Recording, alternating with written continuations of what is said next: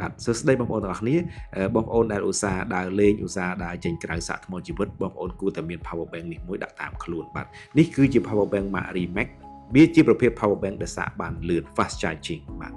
កម្លាំងថ្ម 20,000 mAh ម៉ោងហើយនឹងកម្លាំងសាកចេញរបស់វា output របស់វាគឺ 22.5 វ៉ាត់គឺសាកបានលឿនបាទហើយ power bank នេះគឺមានទំហំតូចទេគឺតូចជាងទូរស័ព្ទផងបាទគាត់តែវាក្រាស់បាទ power bank នេះគឺមានរុន USB ចំនួន2គឺប្រភេទសាកលឿនបាទសាកលឿនដូចគ្នាហើយនឹងមានរុន micro មួយសម្រាប់សាកចូលនិងរុន Type C មួយទៀតដែលអាចសាកបានទាំងចេញទាំងចូលបានហើយយើងអាចសាកថ្ម power bank ផងនិងយក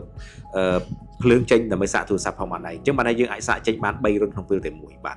ឥឡូវនេះគឺយើងមាន promotion ពិសេសគឺ power bank មួយគឺតម្លៃតែ$10ប៉ុណ្ណោះហើយយើងដឹកជញ្ជូនដោយឥតគិតថ្លៃទូទាំងប្រទេសប្រសិនបើបងប្អូនចាប់អារម្មណ៍សូមធ្វើការតាក់ទងមកឥឡូវនេះបាទតតម្លៃពិសេសបាទសូមអរគុណ